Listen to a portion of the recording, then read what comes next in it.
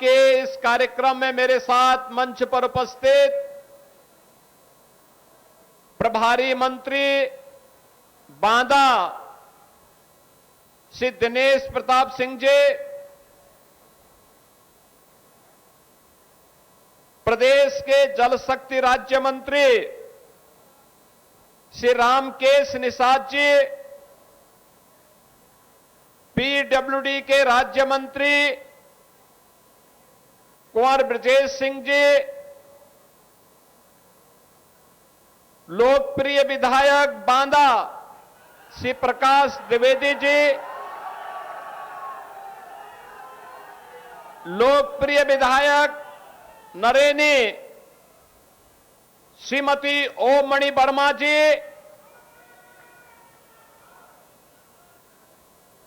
जिला पंचायत अध्यक्ष श्री सुनील सिंह पटेल जी, विधान परिषद सदस्य श्री बाबूलाल तिवारी जी, विधान परिषद सदस्य जितेंद्र सिंह सेंगर जी, क्षेत्रीय अध्यक्ष भारतीय जनता पार्टी श्री रामकिशोर साहू जी, भारतीय जनता पार्टी के जिलाध्यक्ष श्री कल्लू सिंह राजपूत जी,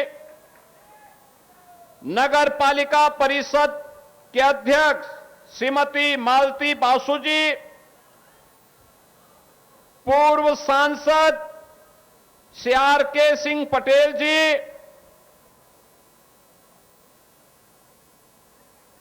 अजय सिंह पटेल जी, भारी संख्या में उपस्थित बांदा, बबेरू और जनपद बांदा से जुड़ी हुई सभी विधानसभाओं के मेरे बहन और भाइयों, आज मुझे बांदा और बबेरू विधानसभा क्षेत्र के 229 परियोजनाओं के लोकार्पण और शिलान्यास के लिए संतों, ऋषियों और भारत के वीरों और वीरांगनाओं की इस पावन धरा में आने का अवसर प्राप्त हुआ है। इस अवसर पर हमारे जनप्रतिनिधियों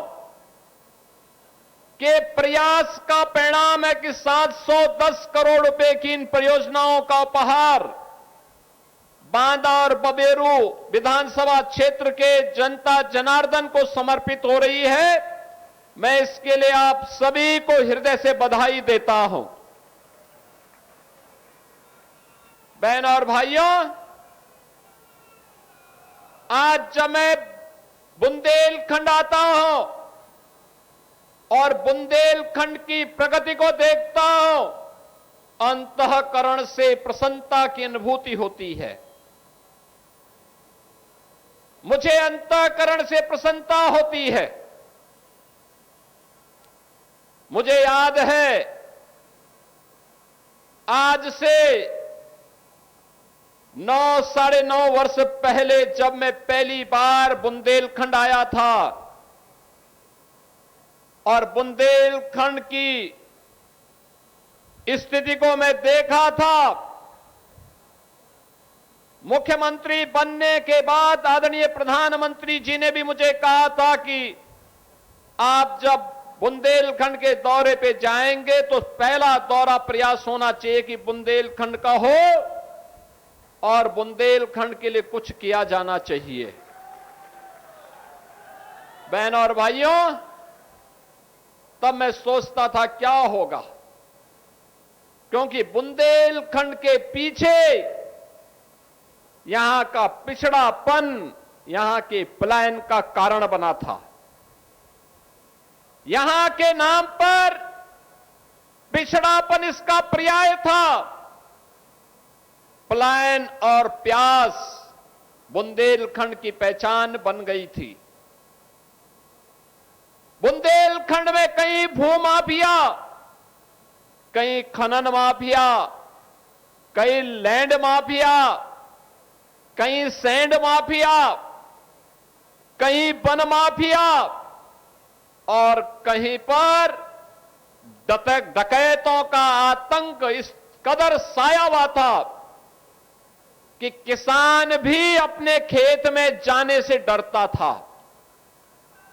बहनों और भाइयों, ये पाठा का क्षेत्र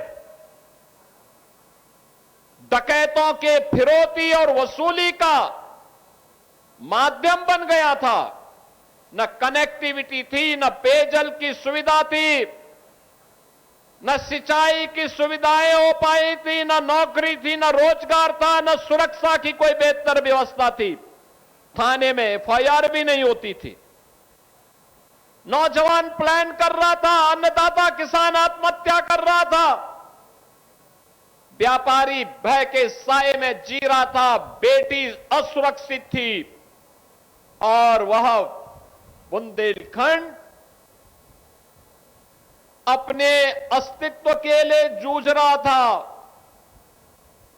बहनों और भाइयों, प्रधानमंत्री मोदी जी के देश के बागडोर संभालने के बाद आशा की किरण जगी और जब प्रधानमंत्री मोदी जी के आह्वान पर बुंदेलखंड वासियों ने, प्रदेश वासियों ने 2017 में उत्तर प्रदेश में डबल इंजन की सरकार बनाई, आज मुझे आकर के अच्छा लगता है। अब बुंदेलखंड बेहतरीन कनेक्टिविटी से जुड़ा हुआ है।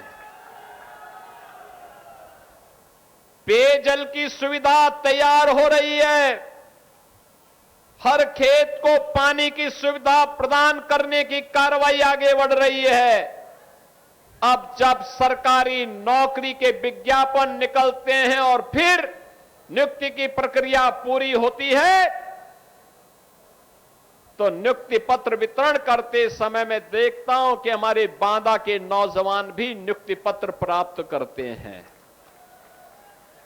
जो कभी सपना था, आज वह साकार हो रहा है। उस सपने को साकार किया है डबल इंजन की इस भारतीय जनता पार्टी की सरकार ने। और उस सपने को साकार करने के लिए अगर श्रेय किसी को दिया जा सकता है तो आप सभी जनता जनार्दन इसकी हकदार है, क्योंकि आप ही ने प्रकाश द्विवेदी को भी जिता के भेजा है। आप ही ने रामकेश निषाद को चुनाव जिता करके भेजा है। आप ही ने श्रीमती ओम मणि वर्मा को चुनाव जिता करके भेजा है।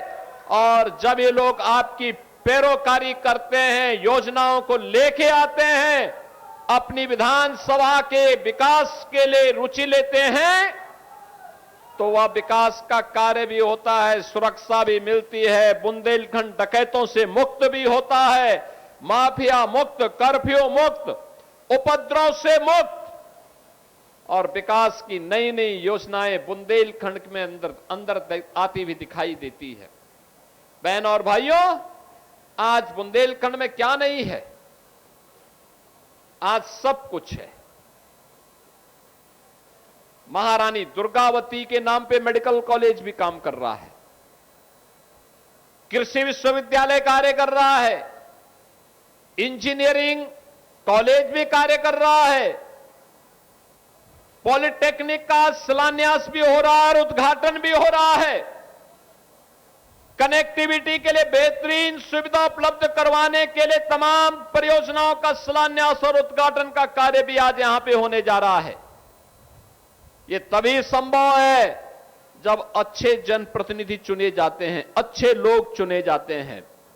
अगर भूमाफिया और कोई डकैत चुनाव जीत करके जाएगा तो जीतने के बाद वह व्यापारी का तो अपहरण करेगा ही, सम्मानित लोगों की जमीनों पर भी कब्जा करेगा, गरीबों को भी उजाड़ेगा, और साथ साथ जो शासन की योजना गरीबों के लिए है, किसानों के लिए है, नौजवानों के लिए है, उस पर भी शासन में बैठ करके डकैती डालने का काम करेगा।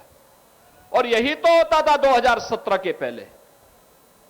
2017 के पहले उत्तर प्रदेश में यही होता था।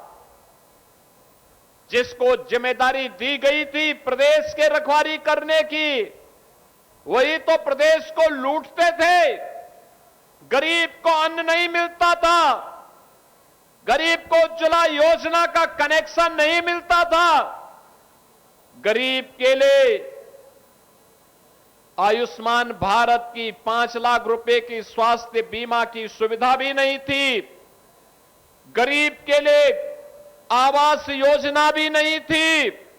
आवास योजना के लिए समाजवादी पार्टी का होना जरूरी माना गया था। बहनों और भाइयों, मोदी जी ने नारा दिया सबका साथ और सबके विकास का।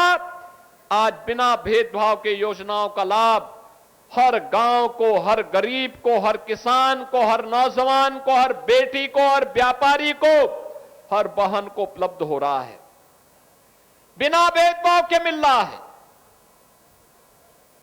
हमारी सरकार एक डबल इंजन की सरकार है, भेदभाव नहीं करती, लेकिन तुष्टीकरण की नीति पर भी नहीं चलती है।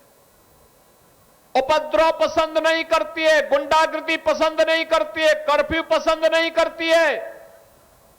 बेटी और व्यापारी की सुरक्षा पर सेंध लगाने वालों को चेतावनी भी देती है, और नहीं मानते हैं तो उनके लिए यमराज के घर जाने का रास्ता भी खोल देती है। बहनों और भाइयों, आज के 9 वर्ष पहले के बांदा में और आज के बांदा में कोई भी आएगा उसको अंतर दिखाई देगा। ये परिवर्तन इसी आधार पर देखने को मिलता है। मुझे पिछली बार जब आने का अवसर प्राप्त हुआ था, तब मैंने यहां पर कुछ प्रतिमाओं का लोकार्पण अनावरण का कार्यक्रम संपन्न किया था। आज भी मुझे वीरांगना अवंतीबाई लोधी के एक भव्य और दिव्य प्रतिमा के अनावरण के कार्यक्रम को करने का अवसर प्राप्त हुआ है। बांदा के चौराहे, बांदा की सड़कें हर एक जनप्रतिनिधि को लालायित कर सकती है। व्यवस्थित सिटी डेवलपमेंट का प्लान अगर सिटी के लोग चाहेंगे अपने जनप्रतिनिधि के साथ मिलकर के, उसका मॉडल बनाया जा सकता है, और बांदा ने उस मॉडल को बनाने का प्रयास किया है। पार्क महापुरुषों के नाम पर कैसे समर्पित होते हैं, इसको तैयार करने का काम किया है। अपने वीरों और वीरांगनाओं को कैसे सम्मान दिया जाना चाहिए, ये बांदा कर रहा है। और कालिंजर का अजय दुर्ग तो हम सबको सदैव विजय पथ पर बढ़ने की प्रेरणा देता है। वान विराजमान नीलकंठ महादेव सदैव हम सबको आशीर्वाद प्रदान करते हैं। और इसीलिए तो मैं आज आप सबके बीच आया हूं आपसे कहने के लिए। बहनों और भाइयों, आज अगर भारत की इस विरासत को संरक्षित करने का कार्य हो पा रहा है तो इसलिए क्योंकि डबल इंजन की भारतीय जनता पार्टी की सरकार है। मैं कल रात्रि को चित्रकूट में था, मैं कल दोपहर के बाद चित्रकूट में आ गया था। वहां की योजनाओं के बारे में मैं बात कर रहा था।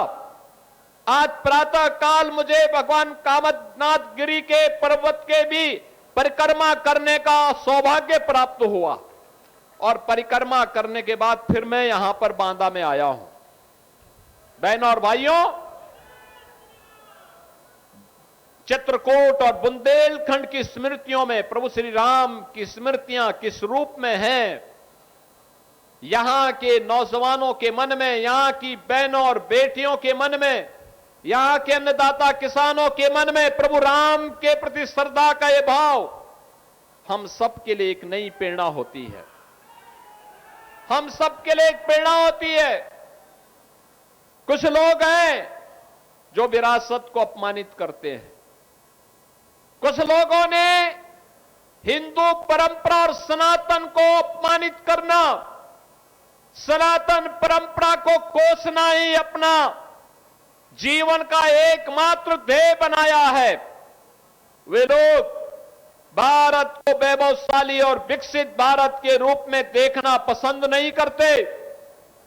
उन्हें अयोध्या में भगवान राम का भव्य मंदिर अच्छा नहीं लगता, उन्हें काशी में काशी विश्वनाथ धाम अच्छा नहीं लगता, उन्हें मिर्जापुर में मां विंध्यवासिनी का ये भव्य धाम अच्छा नहीं लगता, उन्हें चित्रकूट धाम के कार्यों के लिए और उसकी सजावट के लिए किए जाने वाले प्रयास अच्छे नहीं लगते, और उनको मंदिरों के सुंदरीकरण और विकास के लिए किए जाने वाले प्रयास भी अच्छे नहीं लगते।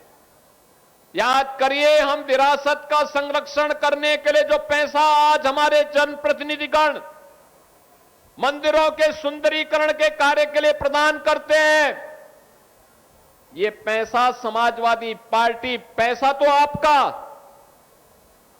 अंतर यही है, बीजेपी की सरकार आई तो अब पैसा मंदिरों के विकास के लिए, धामों के सुंदरीकरण में खर्च हो रहा है, और समाजवादी पार्टी के समय वही पैसा कब्रिस्तान की बाउंड्री वॉल के लिए चला जाता था।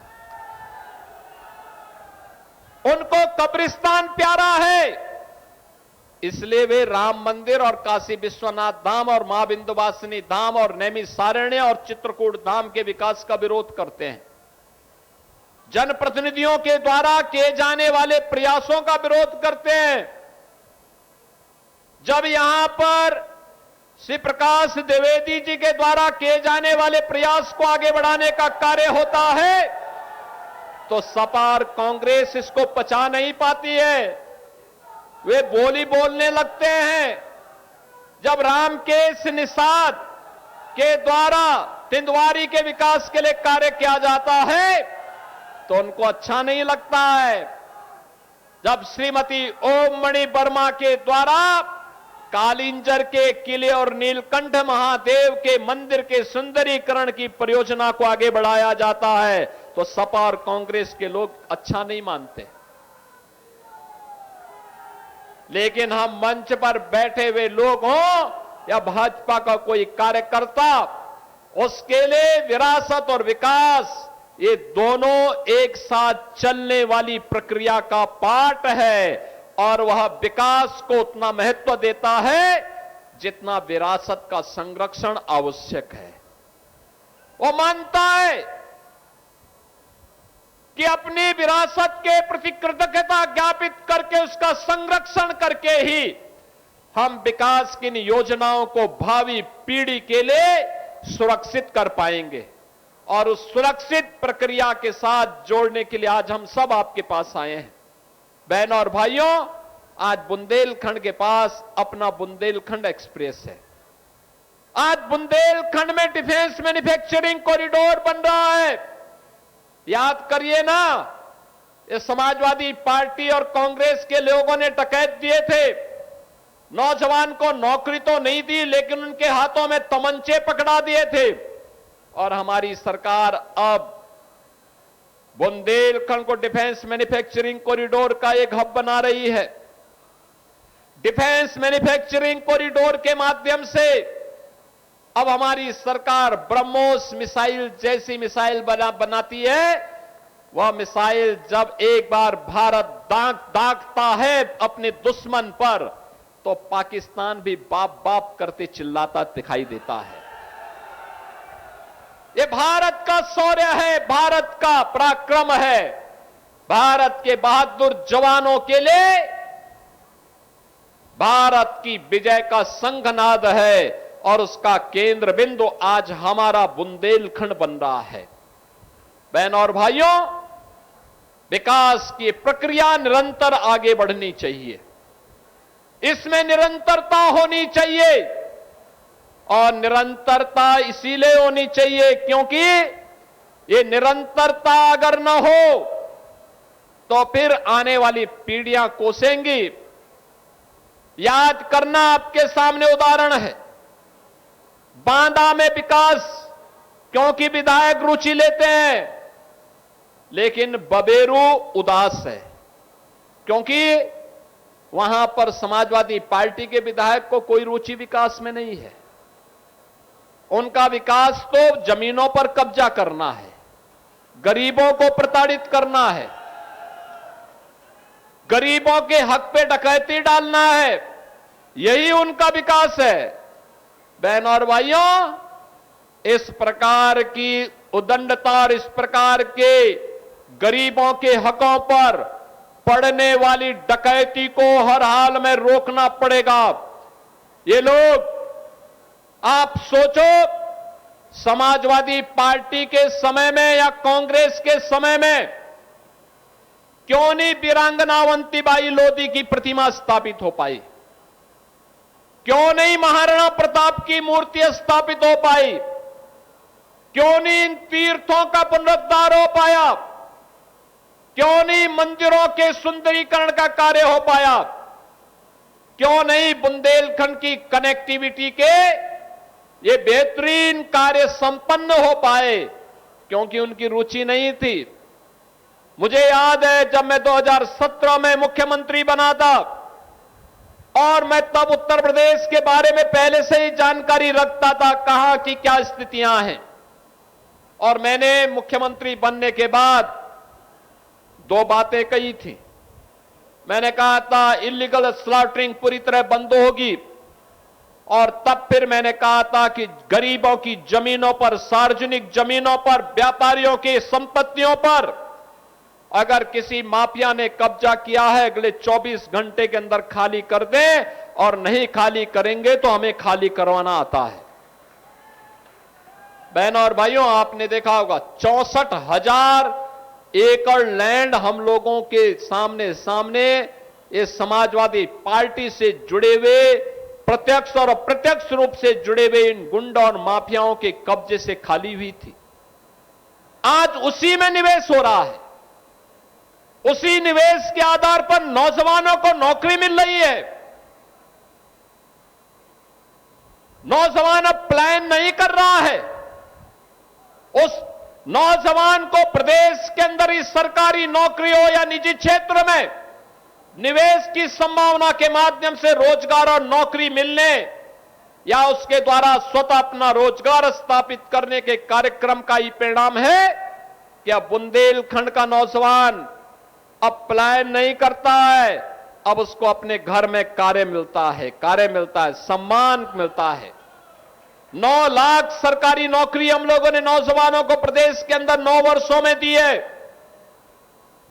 3.25 करोड़ नौजवान प्रदेश के 1 डिस्ट्रिक्ट 1 प्रोडक्ट और प्रदेश के अंदर अलग अलग जनपदों के लिए, एमएसएमई के लिए जो कार्य किया गया है, हर जनपद की यूनिक प्रोडक्ट को आगे बढ़ाया गया है, जिसमें बांदा का सजर पत्थर की भी जो सजावट है, अब तो मैं देखता हूं तमाम सोने की कलाकृतियों में जो पहले नग पहनते थे, उस नग की जगह मैं देखता हूं बड़ी बड़ी कंपनियां आज सजर पत्थर को मंगा रही हैं नग की जगह। यानी आपका यहां का सजर पत्थर अब कीमती रत्नों में उसकी गिनती हो रही है। लोग ले रहे हैं, देश में विदेश में उसकी पहचान बन रही है। ये 1 डिस्ट्रिक्ट 1 प्रोडक्ट की प्रधानमंत्री मोदी जी के विजन के कारण संभव हो पाया। बहनों और भाइयों, प्रदेश के एमएसएमई को सम्मान मिला, प्रदेश में सुरक्षा का बेहतरीन वातावरण बना, प्रदेश में बेहतरीन निवेश भी आया, इसमें भी रोजगार मिला है। अभी हम लोग हर एक्सप्रेस वे पर, हर जनपद में इंडस्ट्रियल क्लस्टर के निर्माण के कार्यक्रम को आगे बढ़ा रहे हैं।